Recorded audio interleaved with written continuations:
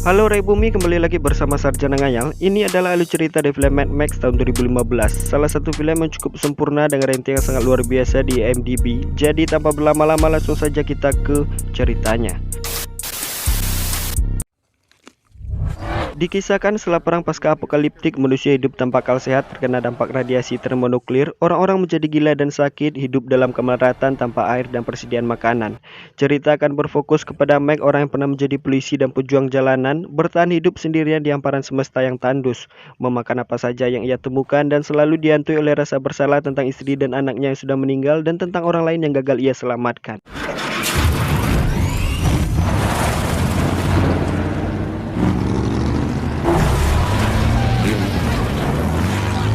Tak lama kemudian, Meg pun menghindar dari kejaran sekelompok pemulung pelontos yang berbadan pucat atau dikenal sebagai Warboy yang berusaha menangkapnya.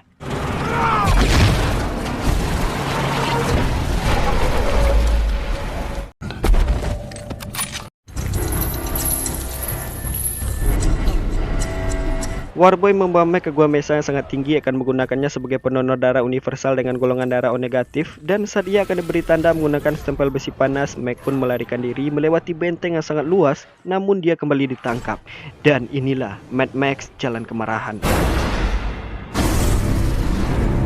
Di benteng ini terdapat sebuah komunitas orang selamat pasca kekacauan yang dipimpin oleh pria yang bernama Joe, raja yang menggunakan topeng dari gigi kuda dan bernapas menggunakan insang atau oksigen bantuan karena paru-parunya yang telah rusak. Dalam gua besar ini, Joe memiliki banyak pengikut, salah satunya adalah Warboy, prajurit tempur yang sangat bangga dengan kematiannya jika berperang di pihak Joe. Otak mereka telah dicuci oleh Joe yang mengatakan setelah mati, dia adalah satu-satunya orang yang bisa membawa mereka ke Valhalla atau ke surga yang penuh dengan kecukupan.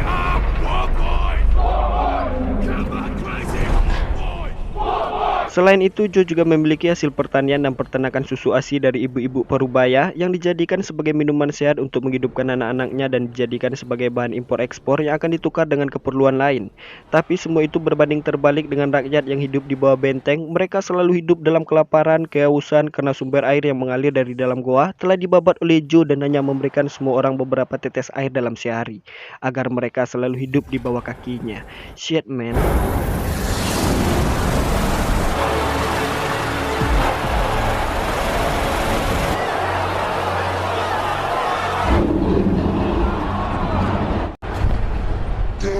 My friends become addicted to water.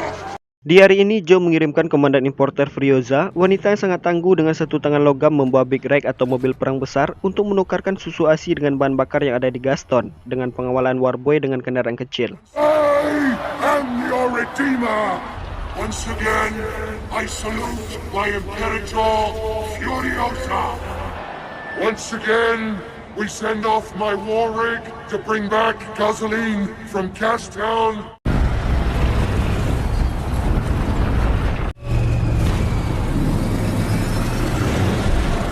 Di pertengahan jalan, Frioza pun mengalihkan laju mobil ke arah timur dengan alasan yang kurang jelas. Dari benteng, Joe pun memperhatikan perubahan rencana yang dibuat oleh Frioza, di mana Joe menyadari kelima istrinya tidak ada lagi di kamarnya. Yang tertinggal hanyalah coretan mural yang menuntut kebijakan. Anak-anak kita tidak akan menjadi panglima perang, dan siapa yang telah menghancurkan dunia ini? Joe sadar Frioza telah membawa kelima istri muda yang dipilih untuk mengembangbiakan anak-anaknya yang sehat. Dia pun mengumpulkan semua Warboy untuk melakukan pengejaran. Where is she taking them? A long way from you. Semua Warboy sangat ingin bergabung dalam pengejaran itu, salah satunya adalah Nux yang dalam kondisi lemah dan sakit, sedang dalam penambahan darah. Tapi karena tekadnya yang ingin mati dalam melayani Joe, mau tak mau kantong darah atau Meg harus dilibatkan dalam situasi itu.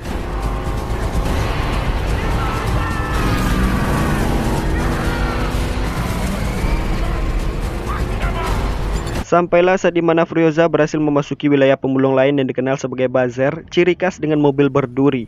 Pengejaran menjadi bercampur aduk. Nuk yang berada di posisi depan melumpuhkan para Bazer melindungi para istri yang ada di dalam mobil Frioza. Disinilah kita melihat betapa bangganya para Warboy dengan kematiannya.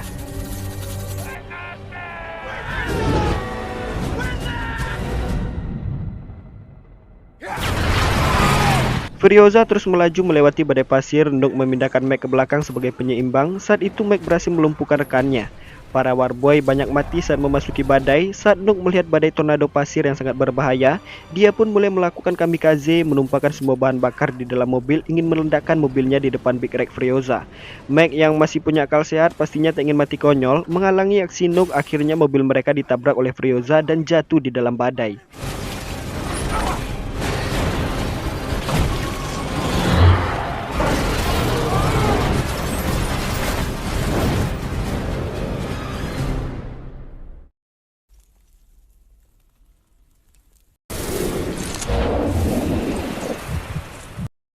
Saat badai meredup, Meg masih mampu bertahan, berusaha memutuskan rantai yang terhubung kepada Nook, tapi tak bisa melakukannya dengan tangan kosong dan senapan yang ditemukan sudah masuk angin.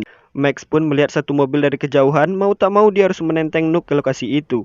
Sampainya di sana terlihat penampakan yang sangat segar para wanita yang sedang melepaskan sempak kesuciannya. Anjir. Wanita itu adalah para istri-istri Joe yang diselamatkan oleh Furiosa. Salah satunya adalah Split yang sedang hamil 9 bulan.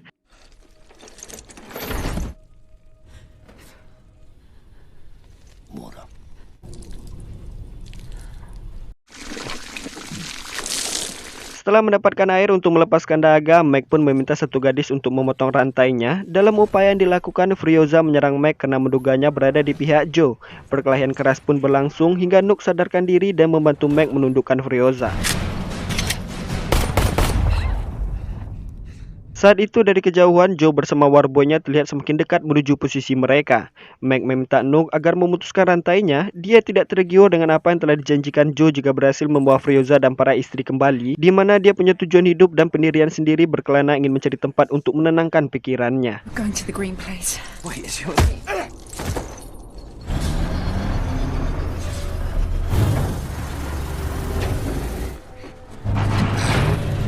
Berjalan tak terlalu jauh, tiba-tiba Big Red besar itu mati. Ternyata Furiosa telah memasang saklar rahasia di dalam mobil dan hanya dia yang tahu cara menghidupkannya.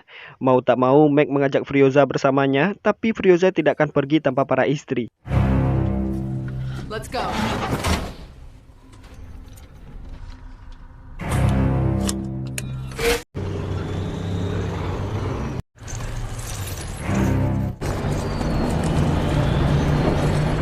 Perjalanan mereka dimulai menuju Green Place, satu-satunya tempat hijau yang aman, tanah kelahiran Furiosa sebelum dia diculik oleh Joe sejak kecil. Tanpa mereka sadari, Nook telah sadar dari pingsannya. Dia berhasil menaiki Big Red itu dari belakang. Akhirnya Meg bisa melepaskan topengnya menggunakan belati yang telah diberikan oleh Furiosa, sedangkan Nook berhasil menyusup ke ruang kemudi.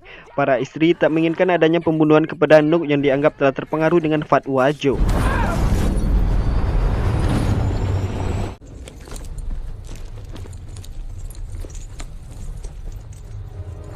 Sedangkan Joe telah mengumpulkan bala bantuan dari kota-kota lain yang biasa memasok gas dan amunisi ke benteng. Pasukan yang dipimpin oleh Ether dan Farmer. Bullet farmer. They're coming from the bullet barn. Furiosa mengarahkan mobil melewati ngarai. Mereka memasuki pemukiman begal pengendara motor. Dia menyuruh para istri bersembunyi dan meminta Meg standby di dalam mobil. Sementara Furiosa membuat perjanjian dengan para begal, meminta mereka untuk meruntuhkan celah yang ada di belakang untuk mengagalkan pengejaran dengan imbalan 3.000 galon bahan bakar yang ada dalam trailer yang ditarik di belakang mobilnya. I'm gonna unhitch the pod. You drop the rocks.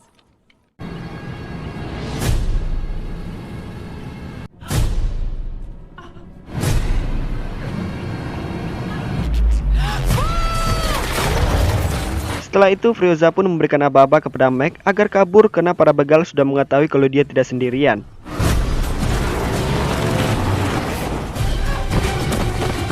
Begal meruntuhkan celah yang ada di belakang untuk menghalangi Joe, sementara dia mengejar mobil Furiosa ingin merebut bahan bakarnya.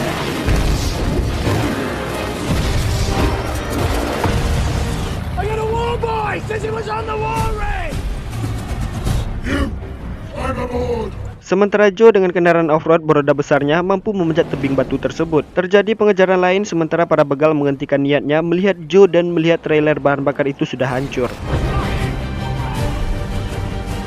Joe punya kesempatan untuk membidik Furiosa, tapi saat itu salah satu istrinya menjadi benteng pertahanan menampakkan diri. Joe tak berani mengambil tindakan apapun mengingat keselamatan bayi sehat yang ada dalam kandungannya. Saat itu, Nook pun mengabadikan diri. Dia dengan bangga siap mati demi memperjuangkan para istri.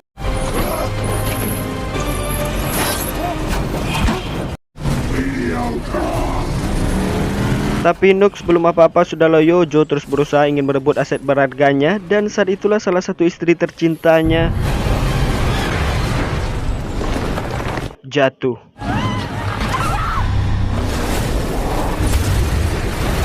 Tak ada alasan untuk kembali, Meg dan Furiosa sangat yakin kalau Split telah terlindas. We keep moving! Know what he's talking about!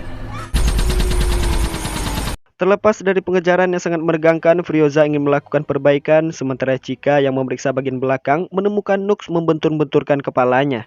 Dia kehilangan semangat hidup setelah Joe menganggapnya telah gagal, tapi Chica menenangkannya dengan kelembutan. Satu istri Joe telah tewas, dia pun meminta Pak Dukun untuk mengeluarkan anaknya secara paksa. Was it a male? Yeah, A1 Alpha Prime. Malam telah tiba. Berjalan di tengah kegelapan, mobil mereka nyangkut saat berjalan melewati rawa. Mereka harus mengurangi beban dan Meg memasang beberapa ranjau untuk memperlambat pengejaran musuh.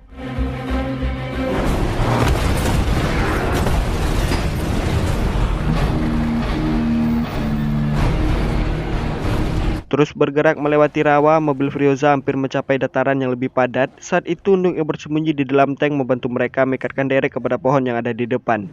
Sedangkan Iter yang berada pada pengejaran bagian depan dengan ban yang lebih memadai menghujani mereka dengan peluru. Don't breathe. It's right in front of your eyes! Mobil Furiosa telah sampai di dataran, tapi mesin mereka terlalu panas untuk melanjutkan perjalanan. Mata Iter yang telah tertembak menyerang mereka semakin membabi buta. Meg meminta Furiosa agar menyembunyikan mobilnya, sedangkan dia menyosong Iter membawa satu jerigen bahan bakar. What do you suppose he's gonna do? Dari kejauhan, ledakan terdengar. Meg berhasil menghancurkan mobil itu dan berhasil membawa amunisi tambahan.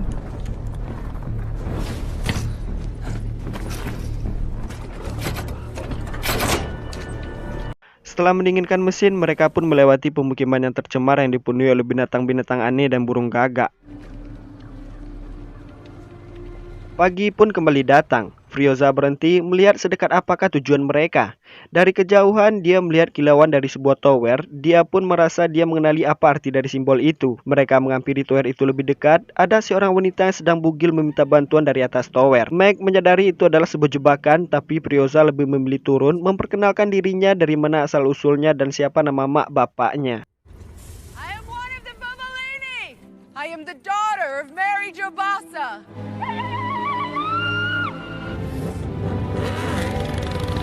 Wanita itu pun memanggil semua rekannya dan menghampiri Furiosa. Mereka telah sampai dan berhasil menemui keluarga Furiosa yang telah lama terpisah ini.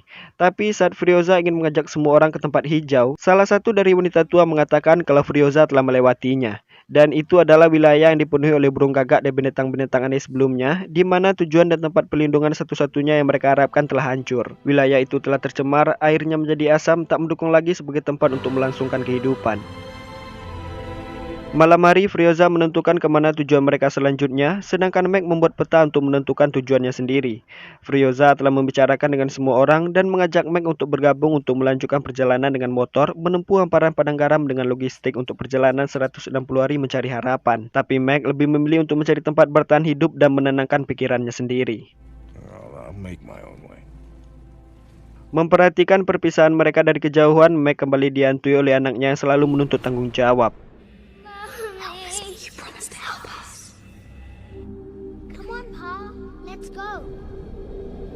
Akhirnya Meg memutuskan untuk menyusul mereka dan memperlihatkan petanya kepada Furiosa, di mana dia mengajak mereka semua berbalik menuju benteng kekuasaan Joe karena tempat itu sedang kosong dan tidak dijaga oleh siapapun.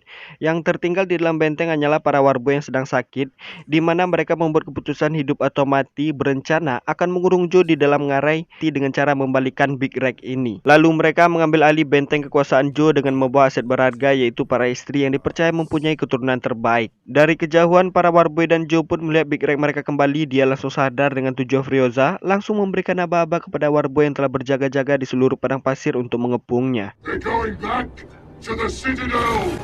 They know it's undefended.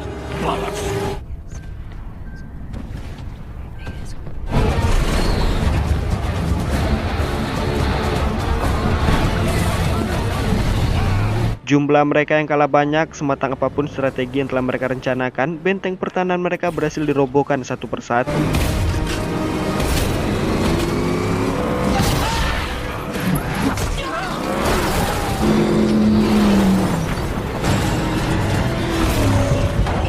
Satu mesin mereka telah rusak, Nuk menuju ke roda nomor 5 melakukan perbaikan, sementara Meg memutuskan tombak yang mengait mobil mereka.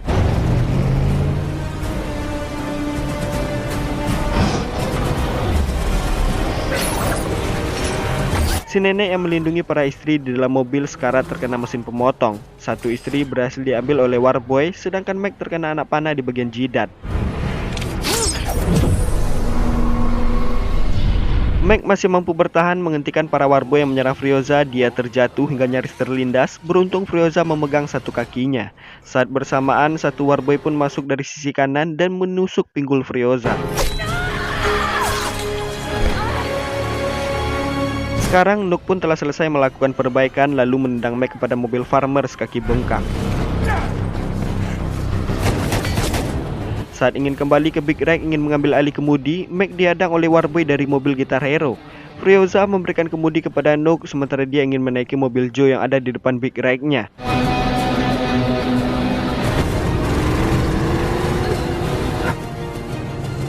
Saat itu, si Fitri meminta bantuan kepada Ricus anak Joe agar membawanya. Saat ingin kembali, Ricus pun dihentikan oleh Meg.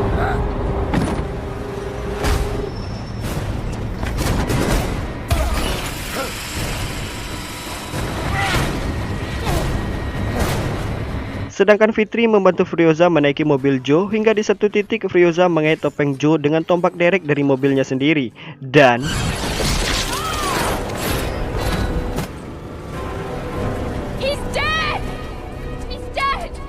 saat melintasi ngarai, mereka semua pindah menaiki mobil Joe, sedangkan Ricus yang masih sadarkan diri dijauhkan oleh Nuk.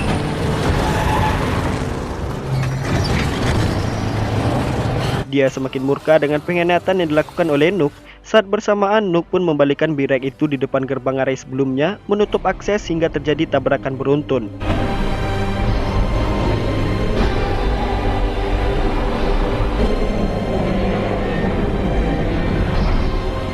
Di posisi lain, Furiosa yang sekarat, Meg menusuk pinggulnya untuk melepaskan penyumbatan dan mendonorkan sedikit darahnya.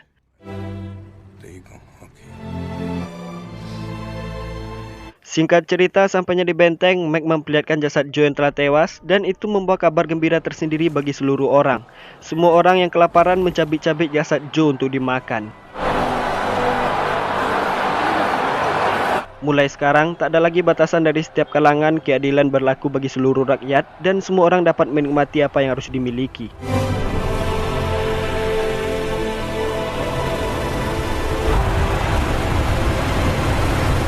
Di ending, Furiosa menatap Meg di tengah-tengah masyarakat, di mana dia lebih memilih menggembara mencari tempat untuk menenangkan pikirannya sendiri.